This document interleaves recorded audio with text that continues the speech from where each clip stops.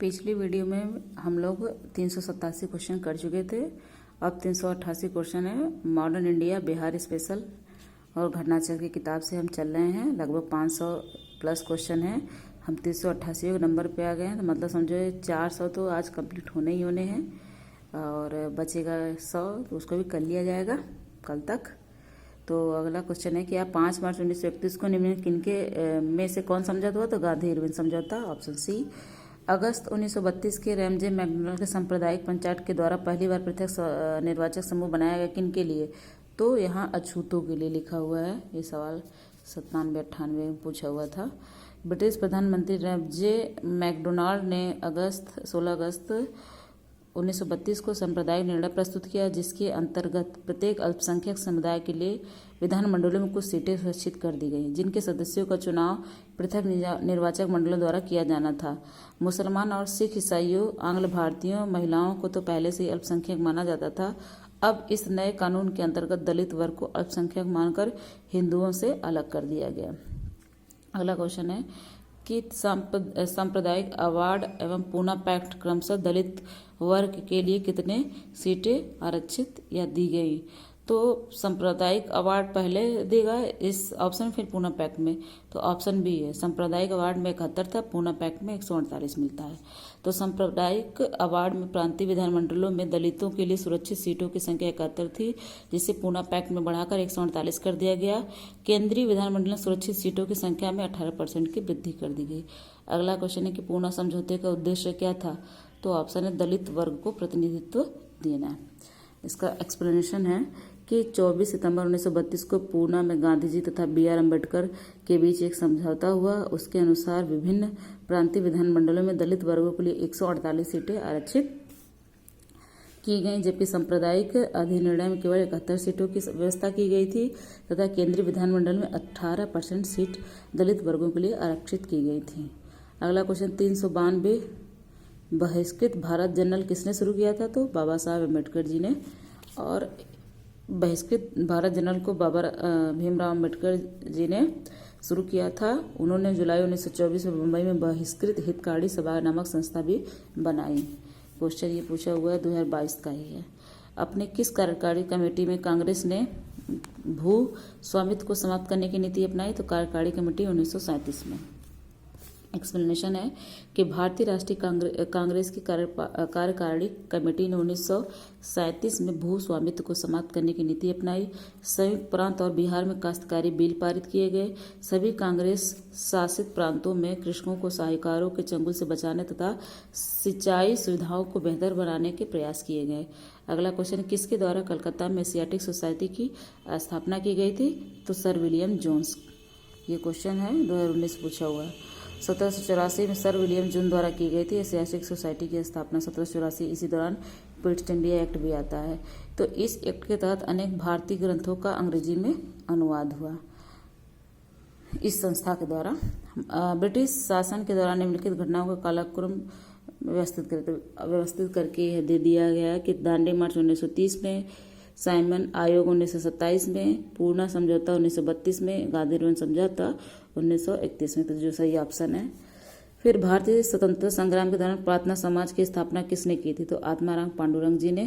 केशव चंद्र सेन की प्रेरणा से बंबई में प्रार्थना समाज की स्थापना 1867 ईस्वी में आत्माराम पांडुरंग और दादोबा पांडुरंग द्वारा की गई थी। 1869 में महादेव गोविंद रानाडे प्रार्थना समाज के सदस्य थे। 1869 में ही गांधी जी पैदा होते हैं पोरबंदर में, और 1869 में ही प्रयागराज में एक कॉलेज है CAB कॉलेज, वो भी स्थापित होता है।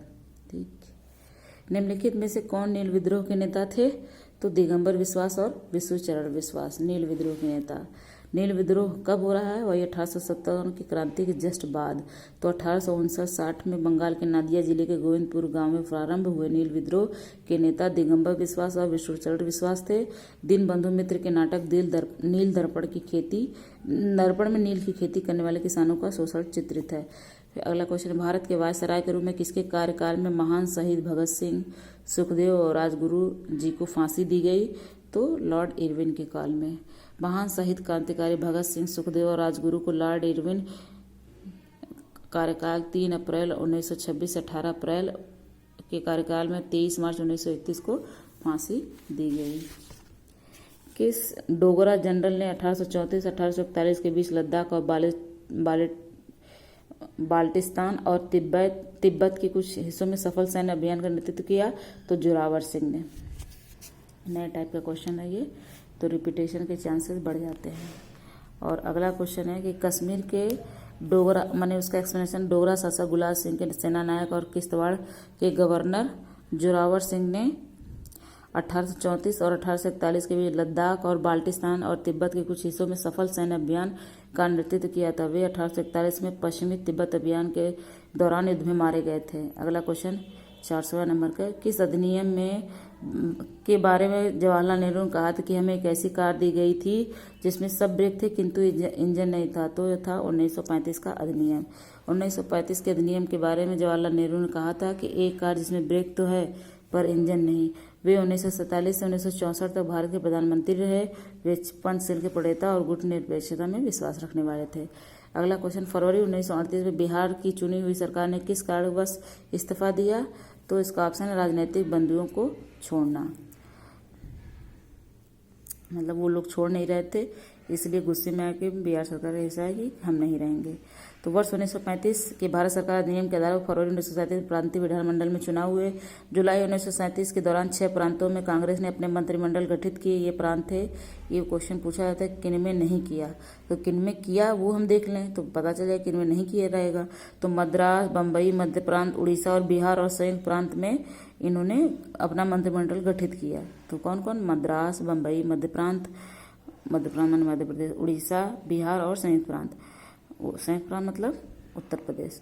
तो वर्ष 1937 के चुनाव में राजनीतिक कैदियों की रिहाई कांग्रेस के प्रमुख मुद्दों में से एक था। कांग्रेस ने विभिन्न राज्यों की सरकारों ने राजनीतिक कैदियों को रिहा करने का प्रयास किया, परंतु राज्य के गवर्नरों ने इस प्रयास का विरोध किया।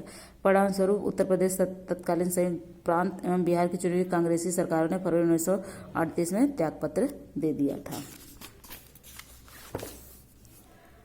अगला क्वेश्चन है कि बिहार किसान सभा से कौन जुड़ा था? तो बिहार किसान सभा से जुड़े थे।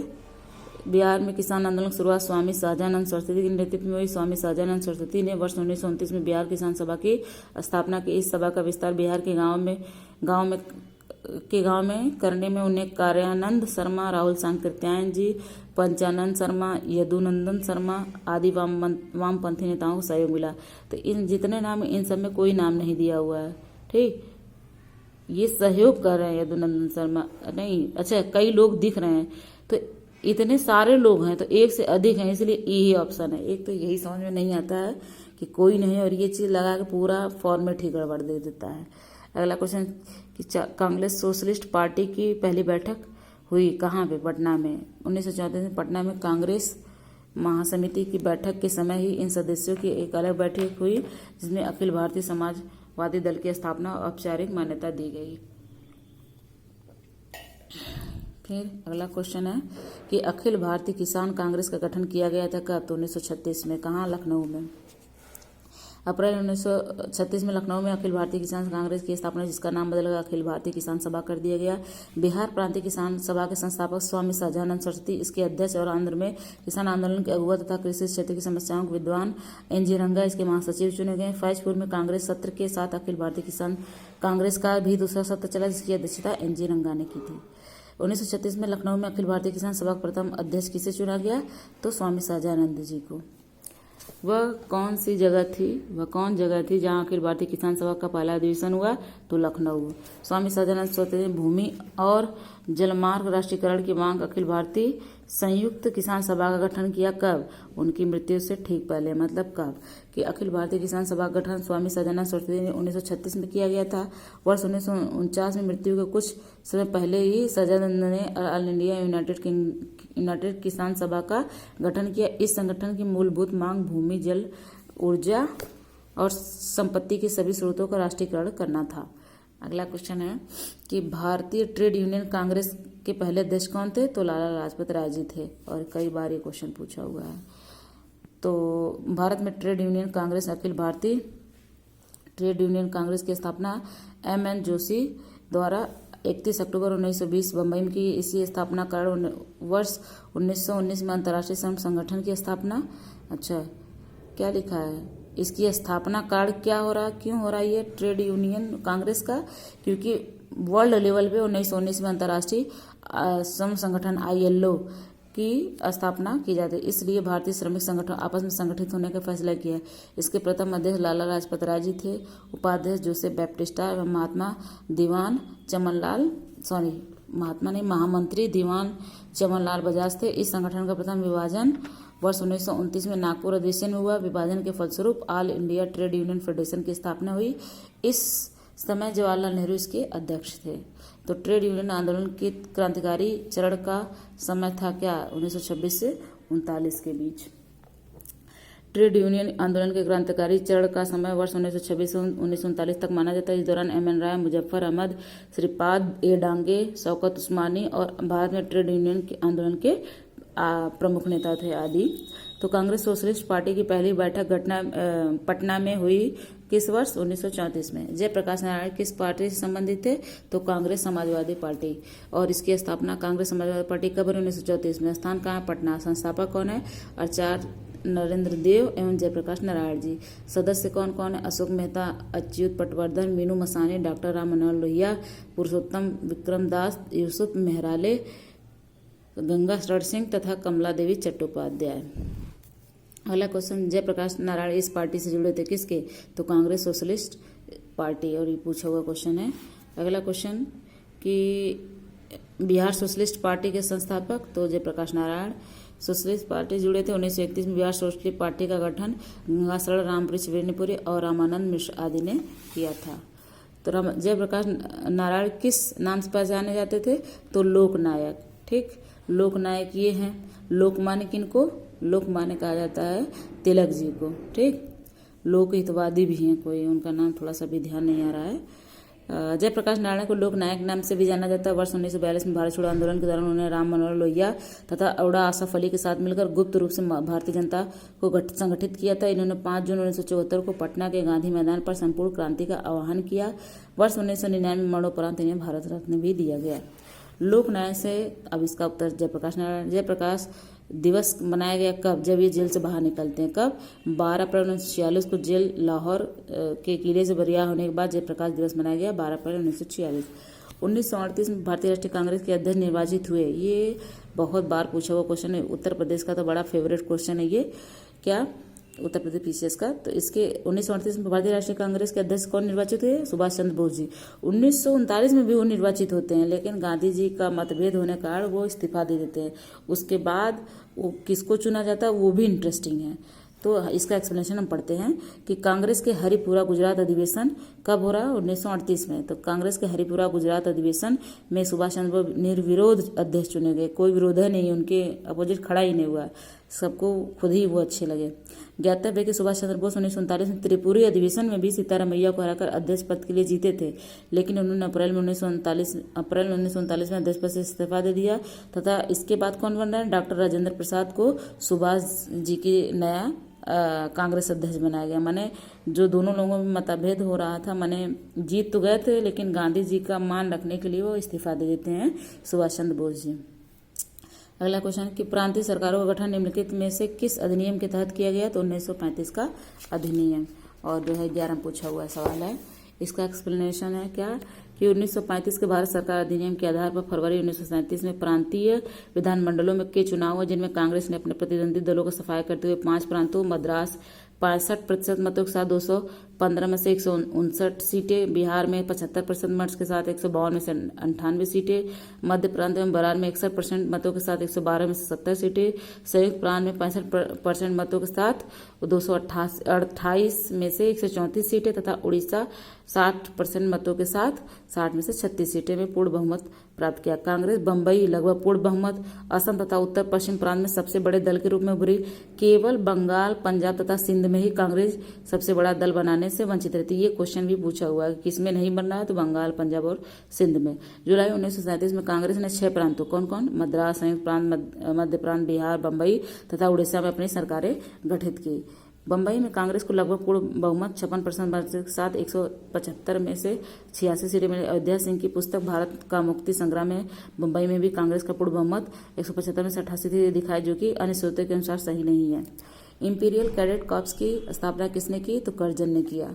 कर्जन ने 1901 में इंपीरियल कैडेट कॉर्प्स की स्थापना की। इसका उद्देश्य क्या है? इंटरेस्टिंग है। इसका उद्देश्य क्या है कि देसी नरेशों के राजकुमारों और सामंतों के पुत्रों को सैनिक शिक्षा का प्रबंध करना था। अगला क्वेश्चन है कि 1927 की बटलर कमेटी का उद्देश्य क्या था? तो उद्देश्य था भारतीय राष्ट्र सरकार तथा देसी राज्यों के मध्य संबंधों को सुधारना। एक्सप्लेनेशन है बटलर समिति गठन वर्ष 1927 में किया गया, जिसे भारतीय रियासत समिति भी कहते हैं। बटलर समिति को भारतीय रियासत समिति कहते। कब गठित हो रही है? 1927 में। इसका उद्देश्य भारत सरकार तथा भारतीय रियासतों के बीच संबंधों की जांच करना एवं ब्रिटिश भारत और भारतीय रियासतों के बीच आर्थिक एवं वित्तीय संबंधों को सुधारने हेतु सिफारिशें करना था। भारतीय नरेशों ने सुप्रसिद्ध वकील सर स्कॉट को कमेटी के सम्मुख उनका दृष्टिकोण प्राप्त करने के लिए नियुक्त किया। स्कॉट का यह तर्क था कि रियासत आरंभ में स्वतंत्र थी और इसलिए वह स्वतंत्र हैं, केवल उस सीमा तक नहीं जहां उसने अपनी प्रभुसत्ता क्राउन को दे दिया, अर्थात विशेषाधिकार भारतीय रियासतों के पास है। फिर अगला क्वेश्चन है कि all India state people conference का गठन कब हुआ? तो 1927 में हुआ। दिसंबर 1927 में अखिल भारतीय राज्य जन conference all India state people conference का आयोजन। इसमें विभिन्न रियासतों से 700 अधिक राजनीतिक कार्यकर्ताओं ने भाग लिया। इसके आयोजन में महत्वपूर्ण भूमिका निभाई थी बलवंत मेहता, मणिलाल कोठारी और GR अभ्यंकर जी ने। ठीक है। द्वितीय विश्व युद्ध के दौरान ब्रिटेन का प्रधानमंत्री कौन था? तो विंस्टन चर्चिल था। तो आज के वीडियो यहीं तक रखते हैं। ठीक, हम लोग 422 तक पहुंच गए हैं। अब लगभग 100 या 150 क्वेश्चन टोटल बचे होंगे जो मॉडर्न इंडिया का, तो हम मैक्सिमम कवर कर ले जाएंगे। और आप लोग देखते रहिए। वीडियो देखने के लिए बहुत बहुत धन्यवाद। जो पिछला नहीं देखे हैं ज़रूर देखिए, तो उससे क्या कनेक्टिविटी बनी रहती है। जैसे कुछ ऑप्शन इसके दिखे देंगे, कुछ वहाँ पे पड़े रहेंगे, तो उससे आप कनेक्ट करके बहुत सारे क्वेश्चन सही कर ले जाएंगे। तो इसलिए वीडियो देखते रहिए। ठीक।